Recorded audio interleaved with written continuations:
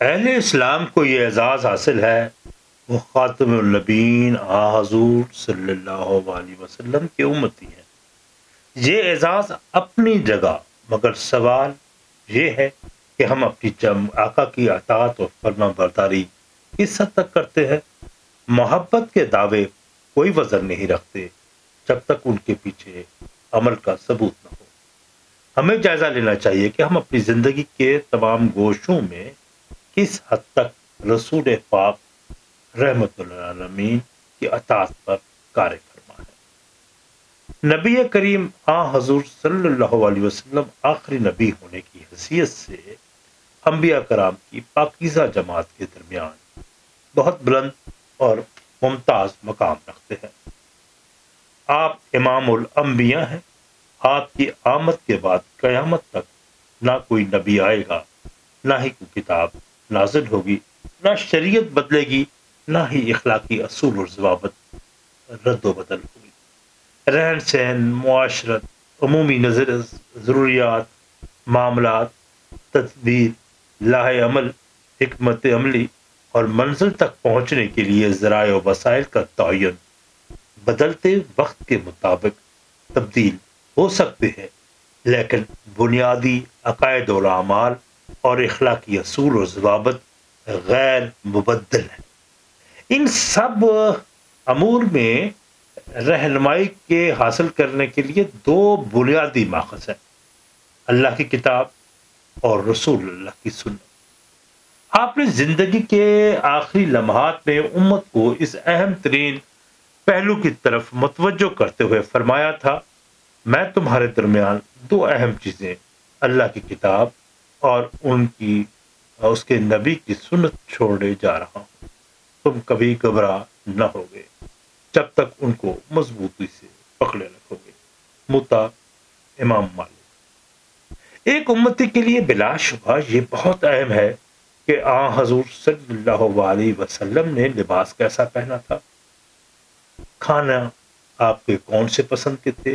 اگر ان امور کے بارے میں اس پر کوئی قدغن یا باس پرس نہیں، ہاں البتہ لباس سادہ، شریفانہ اور کھانا حلال اور پاکیزہ ہونا ضروری ہے۔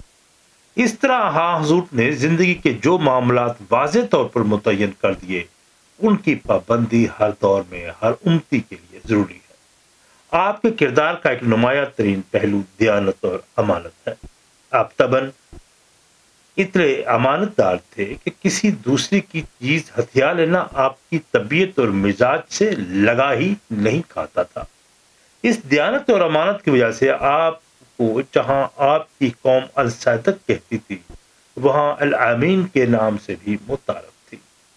نبی کریم صلی اللہ علیہ وسلم نے لوگوں کے ساتھ نبوت سے قبل لین دین اور کئی معاملات بھی کیے، جن میں تجارت، شراکت کاروبار بھی شامل ہے۔ عرب کے معاشرے میں جہاں لین دین کے معاملے میں ڈنڈی مارنا، غلط بیانی سے کام لینا، اپنے مال تجارت کے نقائص کو محاسن بنا کر پیش کرنا کاروباری ذہانت و تاجرانہ مہارت تصور ہوتا تھا، لیکن آپ کا کردار ان عیوب سے بالکل پاک، صاف اور مبرہ تھا۔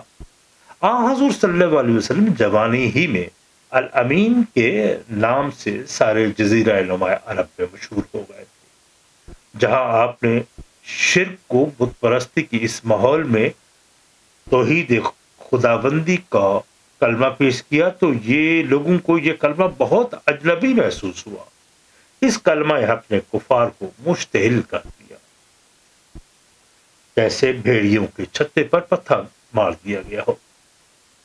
اس شدت کی مخالفت میں بھی حضور صلی اللہ علیہ وسلم کی کردار کا سورج بھی نہیں گہنا اور سنگریزوں کے درمیان یہ چمکدار موتی یوں ہی جگمگاتا رہا کہ کوئی آنکھ اس سے صرف نظر نہ کر سکی۔ جب نبی کریم کی مخالفت شروع ہوئی تو قریش مکہ خون کے پیاسی ہو گئے، قتل، جلاوطنی، قید و بند کے منصوبے بننے لگے۔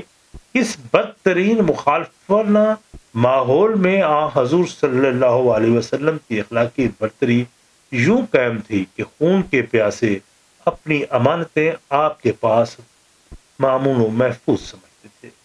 ہجرت کی رات کو حضور نے ان کی امانتوں کا مکمل حساب اپنے جانثار اور امزاد بھائی حضرت علی بن ابی طالب کے سپرد کر رہے تھے۔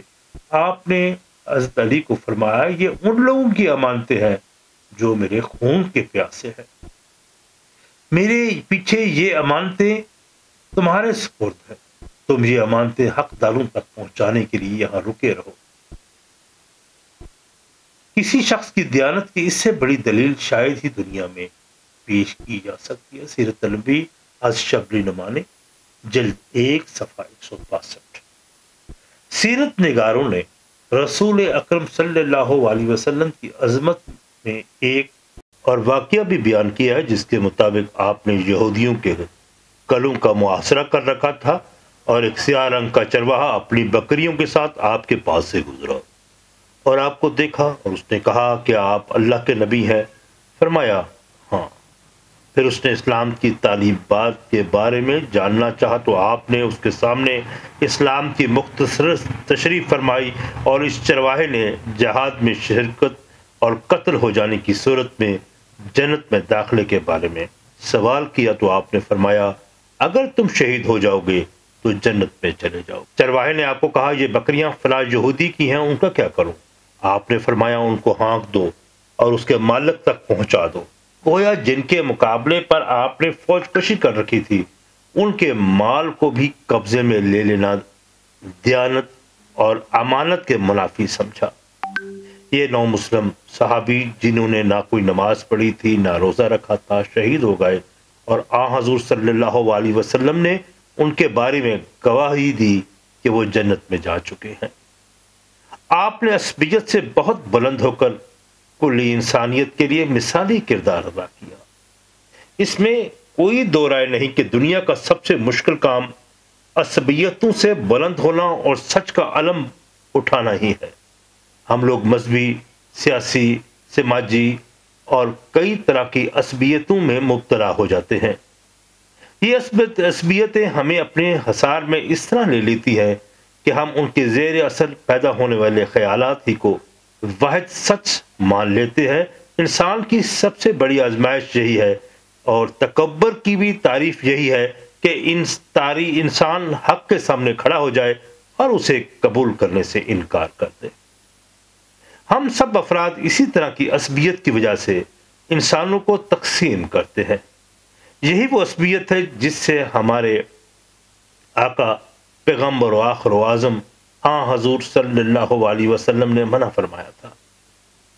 ایک اہم بات ذہن نشین کر لیں کہ ہر نبی کا تاریخ سے گہرا تعلق ایک خاص مقصد کے لیے ہوتا ہے، کیونکہ ایک طرف تو وہ تاریخ کے سمت درست کرنے کے لیے اللہ کی طرف سے مابعوث ہوتے ہیں، تو دوسری طرف وہ رب کی برگزیدہ اور منتخب شخصیتوں کے سلسلے میں کی کڑی ہوتا ہے۔ رسول اللہ حضور صلی اللہ علیہ وسلم کی بعثت سے پہلے جتنے بھی انبیاء کرام تشریف لائے ان کی کیفیت یہ تھی کہ وہ خاص قوم کی طرف سے مبعوث ہوتے رہے، ان کے پیش نظر اسی قوم کی اصلاح و بہبود ہوتی تھی۔ اس لیے انبیاء سابقہ کی تعلیم کا دائرہ اثر و نفوذ ایک مخصوص زمان و مکان کے لیے محدود رہتا، پھر بعد میں ان کی تعلیمات میں تحریف ہو جاتی، لیکن حضور صلی اللہ علیہ وسلم کی شخصیت تو کائنات کی مکمل تاریخ کا آئینہ دار ہے۔ وہ سلسلہ نبوت کی آخری کڑی ہے، اور آپ کا اعجاز نبوت قرآن حکیم ہے جو تا دم زیست کائنات تک کسی بھی طرح کی تحریف اور دست برد زمانہ سے محفوظ ہے۔ قرآن مجید کے عقائد اور اصول و فطرت سے ہم آہنگ، سچ اور حق پر مبنی ہے جو اللہ تعالیٰ کے بتائے ہوئے ہیں، وہ بھی ایسے جیسے فطرت انسانی چاہتی ہے۔ یہ سچ پر اس لیے کہ وہ تمام تر تعریفات سے محفوظ اپنی اصل شکل میں موجود ہے۔ انہی خصوصیات کی وجہ سے حضور صلی اللہ علیہ وسلم ہمیشہ قطب نما کا کردار ادا کرتے رہیں گے۔ اسی وجہ سے اللہ تعالیٰ نے آپ کو شاہد کہا، اے نبی ہم نے تمہیں شاہد اور خوشخبری دینے والا، متنبہ کرنے والا بنا کر بھیجا، سورۃ الاحزاب۔ اور اس طرح ہم نے آپ کو امت معتدل بنایا تاکہ آپ نبی نو انسان پر شاہد رہو، پیغمبر اعظم و آخر تم پر شاہد رہیں۔ سورۃ بقرہ۔ اللہ تعالیٰ نے آپ کی معبوس ہونے کا ذکر سورۃ روم میں اس طرح کیا اور جیسے دریا کو کسی کوزے میں بند کر دیا ہو۔ بحر و برق یعنی دنیا کے ہر گوشے میں فساد برپا ہو گیا لوگوں کے اپنے اعمال کی وجہ سے، تاکہ ان کو بعض اعمال کا مزہ چکھائے، شاید کہ وہ باز آ جائے۔ اسی قرآنی آیات کے مطابق دنیا کی حالت ایسی ہی تھی جب اللہ تعالیٰ نے اس کے اصلاح کے لیے پیغمبر اعظم اور آخر کو محفوظ کیا۔ اس طرح یہ سوال عموماً ہر عہد کے اصحاب و فکر و نظر کی سوچوں کا محور رہا کہ آخر اس عالمگیر انقلاب کے لیے عرب کی سرزمین کو کیوں منتخب کیا گیا، اور عرب قوم میں ایسی کون سی خصوصیات تھیں جس کی وجہ سے انہیں اس قابل سمجھا گیا کہ وہ اس انقلاب کے لیے اولین خمیر کا کام دیں گے۔ حقیقت تو یہ ہے، یہ انقلاب ساری دنیا کی طاغوتی طاقتوں کے خلاف اعلان جنگ تھا، جنہوں نے اپنی جہاندیری کے پردے میں انسانوں کو اپنی استبداد کے آئینے پنجے میں دبوچے ہوئے تھا۔ عرب کے جہالت اور وحشت اور بربریت کی تفاصیل ہمارے اسلامی تاریخ کا نصاب کا اہم باب ہے۔ ان کے عیوب و نقائص کے متعلق پڑھ چکے ہیں، لیکن خطہ عرب کی سب سے بڑی خصوصیت یہی تھی، وہ نہ کسی کے محکوم تھے، نہ اس میں ہوس ملک گیری پیدا ہوئی تھی۔ اس کی سرزمین کی یہ خصوصیت تھی کہ اس پر کسی غیر نے ان پر حکومت نہیں کی تھی۔ غیر تو کجا خود ان کے اپنے ہاں کسی غیر منظم حکومت قائم نہیں ہوئی تھی۔ ان پر مختلف ادوار کے بیرونی ممالک سے حملے بھی ہوئے، لیکن ہمیشہ ناکام لوٹے، جس طرح یمن کی حمیری اور حبشی حکومت، ایران کی سلطنت، روما کی قوتیں یہاں حملہ آور ہوئے اور ناکام ہوئے۔ اس لیے انگریز مورخ ایڈورڈ گیبنز نے اپنی کتاب the decline and the fall of the Roman empire میں لکھا ہے کہ عرب کی آزادی یونان اور روم کے نفیس لیکن مصنوعی جمہوریتوں سے بالکل مختلف چیز تھی۔ اس آزادی میں ہر فرد کی اپنی قوم کے ساتھ سیاسی ملک کے حقوق میں برابر کا حصہ دار تھا۔ ان کی ہر قوم اس لیے آزاد تھی کہ یہ عرب قوم کی کسی قوم آقا کے سامنے ذلت آمیز اطاعت برداشت نہیں کر سکتے تھے۔ ان کے سینے حوصلے، استقامت اور متانت سے لبریز تھے۔